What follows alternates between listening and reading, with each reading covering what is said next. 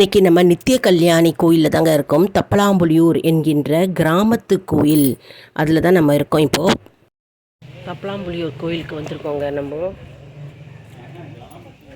கிராமத்து கோயில், இது பழம்பெரும் கிராமங்க. அது மாயவரம் போயிட்டு திருவாரூர்லேருந்து நம்ம வந்து தப்பலாம்புலியூர் வந்திருக்கோம். கல்யாணி அம்மன் வந்து ஃபேமஸுங்க. இங்கே கிராமம் இது தப்பலாம்புலியூர்னு. நாங்கள் வந்து கல்யாணி அம்மன் குலதெய்வம் தரிசிக்க வந்திருக்கோம். எப்படி இருக்குது பாருங்கள் செடியெல்லாம். அதாவது நித்திய வரம் தரும் நித்திய கல்யாணி அம்மனை பற்றி பார்க்கலாங்க. நம்ம ஸ்தல வரலாறு பற்றியும் பார்க்கலாம். அதாவது முதல்ல வந்து அம்மனுடைய மந்திரத்தை நம்ம சொல்லலாம். யாதேவி சர்வபூதேஷு சக்தி ரூபேன சமஸ்திதா நமஸ்தஸ்மை நமஸ்தஸ்மை நமஸ்தஸ்மை நமோ நமக. இந்த மந்திரத்துடன் நாம் இந்த பதிவை ஆரம்பிக்கலாம். அதாவது தவளையும் புலியும் பூஜித்ததால், இந்த ஸ்தல சிவனை பூஜித்ததால் இந்த ஸ்தலத்திற்கு தப்பலாம்புலியூர் என்று பெயர் வந்தது.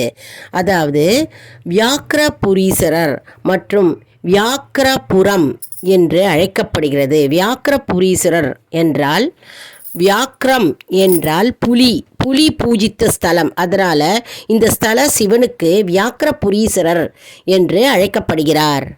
சுமார் 900 வருடங்களுக்கு முன்பு கட்டப்பட்ட பழமையான கோவில்ங்க. மிகவும் பழமையான பழம்பெரும் கோவில் இந்த கோவில். தப்பலாம்புலியூர் என்ற ஊரில் நித்திய கல்யாணி அம்மன் அருள் புரிகிறார். இவர் வந்து பல்வேறு பக்தர்களுக்கு குலதெய்வமாக விளங்குகிறார்.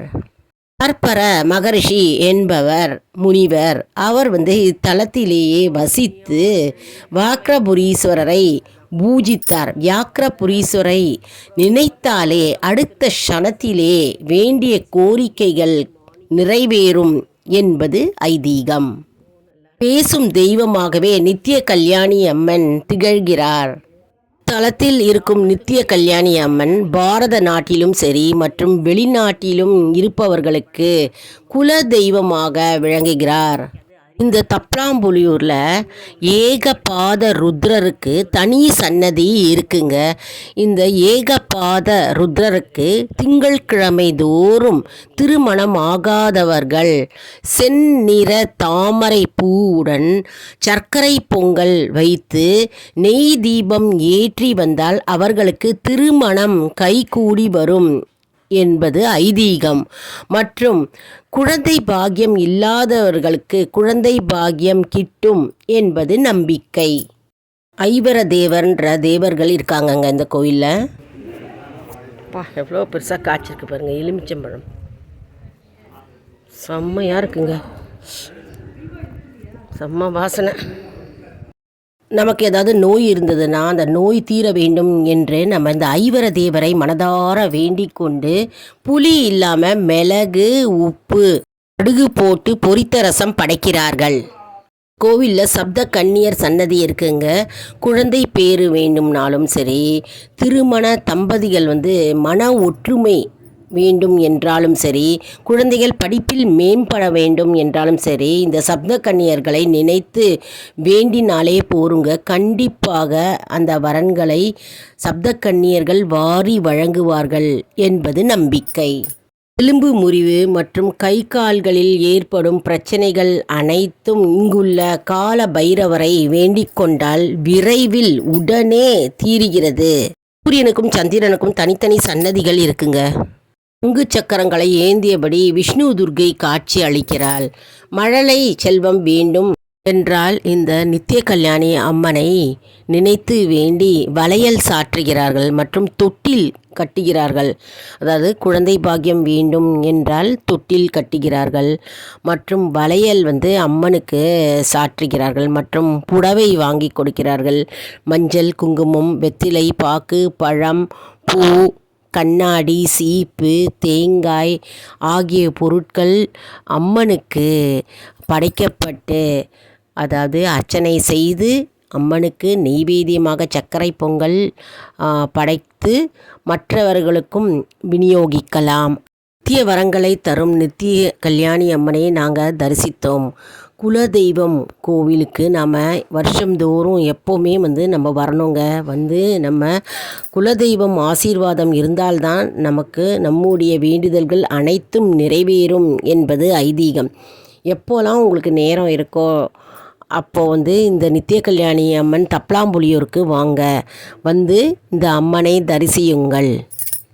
இந்த நித்திய கல்யாணி அம்மன் கோவில் தப்பலாம்புலியூர் என்ற கோவில் திருவாரூர்லேருந்து 5 கிலோமீட்டர் தொலைவில் இருக்குங்க. ஈஸியாக போயிடலாங்க. தப்பலாம்புலியூர் அப்படின்னு எப்படி பெயர் வந்தது என்பதை தற்பர முனிவர் அந்த ஸ்தலத்திலேயே அங்கே தங்கி இருந்து அந்த கோவில் சிறப்புகளை மற்றவர்களுக்கு சொல்லி உணர்த்தினாராம். அதாவது வன்னி மரக்காடாக இருந்ததாம் ஒரு காலத்தில் இந்த தப்பலாம்புலியூர் என்ற கிராமத்தில். பழம்பெரும் பழமை வாய்ந்த கோவில் இந்த கோவில். இந்த கோவிலில் வியாக்கிரபுரீஸ்வரர் மற்றும் நித்திய கல்யாணி அம்மன் அருள் புரிகிறார். மற்றும் நித்திய கல்யாணி என்று பெயர் எப்படி வந்தது என்றால், நித்தியமும் நித்திய காலமும் நிலைத்து இருக்குமாறி வரத்தை அளிப்பாள் இந்த நித்திய கல்யாணி அம்மன். அதனால் இந்த அம்மனுக்கு நித்திய கல்யாணி என்று பெயர் வந்தது. இங்கு நித்திய கல்யாணி அம்மன் போக ரூட்ச பிரதாயினியாக திகழ்கிறார். இவளுக்கு அந்த பெயர் சூடியவர் காஞ்சி மகா பெரியவர் ஆவார். அதாவது சக்தியாய் அரூபியாய் கேட்ட வரங்களை தருபவளாய் இங்கு நித்திய கல்யாணி அம்மன் அருள் பாவிக்கிறார். இந்த கோவிலில் பார்த்தோம்னா ஜேஷ்டா தேவி மற்றும் அவளுடைய மகன் மற்றும் மகள் ஒரே கல்லில் செதுக்கப்பட்ட காட்சி அமைகிறது. ஜேஷ்டா தேவி என்பவள், ஜேஷ்டா அப்படின்னா மூத்தவள். இவள் ஸ்ரீதேவிக்கு மூத்த சகோதரியாக திகழ்கிறாள். ஜேஷ்டா தேவி என்பவள் மூத்தவள். இவளுடைய பெயர் மூதேவி, அதாவது லக்ஷ்மிக்கு மூத்தவள், அதாவது முதல் சகோதரி, மூத்த சகோதரி ஆவாள். இவளுடைய வயறு பெரியதாக இருக்கும். இவளுக்கு ஒரு மகன் மற்றும் மகள் உள்ளனர். இவளுடைய மகன் பெயர் குளிகன். குளிகன் என்றால் ஜோதிடத்தில் நல்ல காலத்தை குறிக்கும். மகள் பெயர் மாந்தி. ஜேஷ்டா தேவி என்கிறவள் மூதேவி ஆவாள். அதாவது தரித்திரம் மற்றும் ஏழ்மை நிலைகளை உண்டு பண்ணுவாள் என்கின்ற நம்பிக்கை இருக்கிறது. கோவிலில் மண்டூர முனிவர் இருந்து சிவபெருமான் நடனத்தை காட்சி கண்டார் என்று புராணங்கள் கூறுகிறது. அது வியாக்கிரபாதரர் என்ற முனிவருக்கு புலி காலும் புலி கையும் இருந்ததாம். சிவன் பூஜைக்காக அவருடைய வடிவம் மாற வேண்டும் என்று இந்த ஸ்தலத்தில் வேண்டிக் கொண்டாராம். அப்படியே தன்னுடைய உருவம் மாறியதாம். அதாவது மனித உடலும் மற்றும் புலியோட கையும் காலும் கொண்ட சிரமம் ஏராளம். மிக மிக அவதிப்பட்டாராம். அந்த பாடுகளையெல்லாம் களைந்து பழைய வடிவம் பெற்று மனம் மகிழ்ந்த ஸ்தலம் இந்த ஸ்தலமே. அதனால் இழந்ததை மீண்டும் பெறும் ஸ்தலம் இந்த தப்பலாம்புலியூர் என்ற ஊராகும், என்ற கோவிலாகும். அதாவது நம் பாவ புண்ணியத்திற்கு ஏற்ற பலன்களை தரும் இந்த ஸ்தலமே. அன்பர்களே, நம்ம நித்திய கல்யாணி அம்மனுடைய தரிசனம் பார்த்தோம் இல்லையா? தப்பலாம்புலியூர் என்ற சிறு கிராமம். அந்த கிராமத்தில் நித்திய கல்யாணி அம்மன் மற்றும் வியாக்கிரபுரீஸ்வரர் இருக்கிறார். அவர்களை நாம் இன்னைக்கு தரிசித்தோம். நம்முடைய ஆன்மீக பயணம் தொடர்ந்து கொண்டே இருக்கிறது. நான் ஏற்கனவே வைத்தீஸ்வரம் கோயிலை பற்றி போட்டிருக்கேங்க. அந்த கோயிலுக்கு நாங்கள் போனோம். அருமையாக இருந்ததுங்க. அந்த வீடியோ போய் பாருங்கள். அதே மாதிரி சிதம்பரம் நடராஜர் கோவிலை பற்றி நான் போட்டிருக்கேங்க. அது ஒரு வீடியோ போட்டிருக்கேன். அந்த கோயிலுக்கும் போனோம். அருமையாக இருந்தது. அருமை வாயே இல்லைங்க, சொல்கிறதுக்கு வார்த்தையே இல்லை. மற்றும் நோய்பிணியை தீர்க்கும் வைத்தீஸ்வரம் கோயில், அங்கே போனோங்க. அங்கே போய் தரிசனம் செய்தோம். மிக மிக அருமைங்க. எப்போல்லாம் உங்களுக்கு நேரம் கிடைக்கும் அப்படின்னு இருக்கும்போது நீங்கள் ஃபேமிலியோடு நீங்கள் எல்லோரும் போய் இந்த ஸ்தலத்துக்கெல்லாம் தரிசனம் செய்யுங்க. நம்ம இறைவனுடைய ஆசி இருந்தால்தான் நாம் எந்த செயலை செய்தாலும் அது வெற்றியாகவே முடியும். நம்முடைய வாழ்நாளும் சிறந்து விளங்கும்.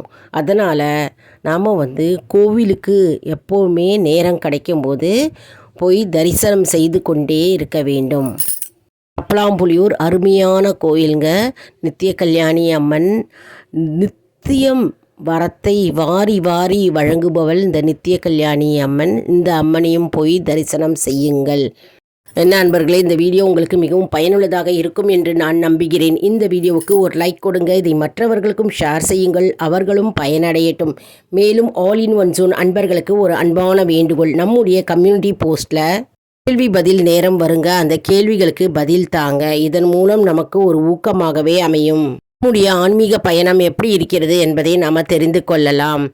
இது சப்ஸ்கிரைப் செய்தவர்களுக்கு மட்டுமே தெரிய வரும். அதனால் நம்முடைய சேனலை மறக்காமல் சப்ஸ்கிரைப் செய்து கொள்ளுங்கள். அடுத்த வீடியோவில் வேறொரு தலைப்புடன் உங்களை சந்திக்கிறேன். நன்றி, வணக்கம்.